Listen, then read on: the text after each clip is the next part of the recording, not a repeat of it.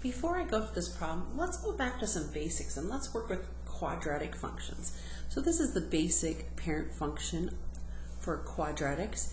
And if I plug in 0, 0 squared is 0, 1 squared is 1, 2 squared is 4, right? So we have a graph that's at 0, 1, 1, 2, 4, and we know that parabolas are symmetrical, and so this is the very basic one. Now, what happens when I change things up and I put a 2 in front? Does that impact the x's or the y's? A value in front of it impacts your y's. In fact, it helps us to stretch this vertically by a factor of 2. And here's how it works.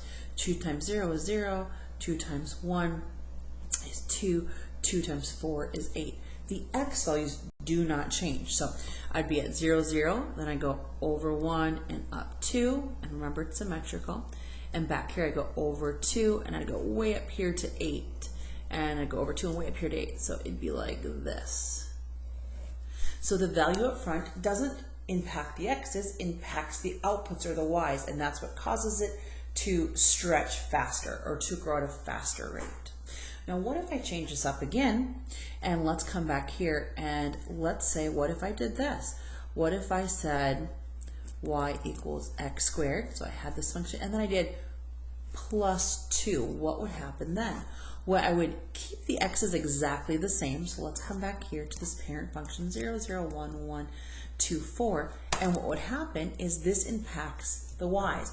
We're going to take this initial parabola that's in blue, and we're going to shift everything up 2. So I could go plus 2, plus 2, plus 2.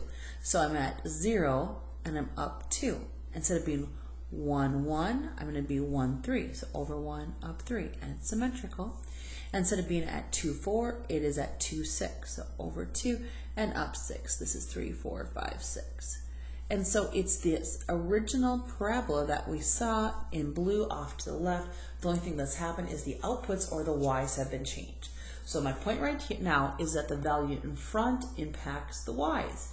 And it keeps the general shape, but it changes that shape for quadratic functions. It changes it in terms of how skinny is the parabola or how wide is the parabola. A value back here impacts a vertical shift. So it's taking this general shape and it's moving up all the points, or it's moving down. All right, now let's relate this to problem number 27. In questions 11 and 24 from this MCQ practice packet, we discussed horizontal dilation.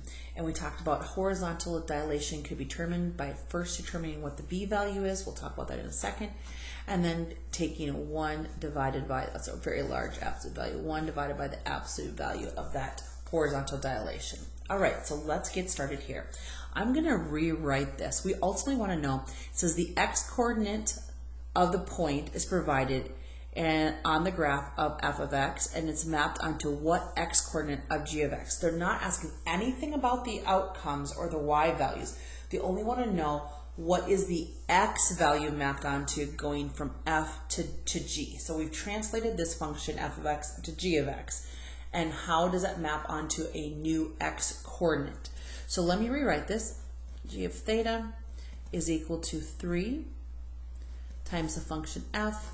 Now notice I'm able to factor out a pi symbol, and I'd be left with x minus 1 over 2. Now I want to make sure that's right.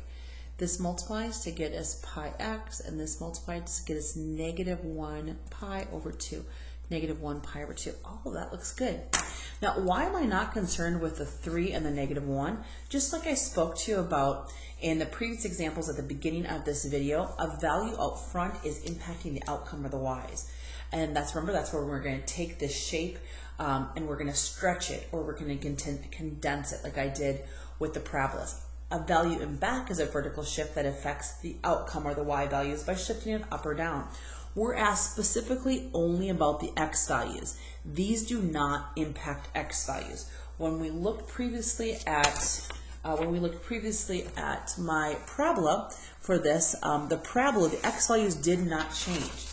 X values did not change when I put a vertical shift. X values did not change when I put a value out front. Okay, so this is known as the horizontal dilation. That means the B value is pi. And this describes a horizontal shift. Remember, it's opposite of what we always already think. So we're going to take it and we're going to move it to the right. So plus 1/2 is really what we're going to do with the X value as we translate it from F to G. Okay, so how do I actually take and apply the horizontal dilation? It's using this. It's just 1 over the absolute value of pi. Well, absolute value of pi is simply going to be pi. So I have 1 over pi. Now I'm going to take that times my first X value. My first X value is pi over 4. And I wanted to know, what does this translate to after I apply this? Okay, so I'm going to apply the horizontal dilation, and then I'm going to add 1/2 to it. That's what all of this is changing to. We're taking f of x and we're transforming it. Why am I not doing anything with the 3 or the -1? Because those impact the x's, or the y's.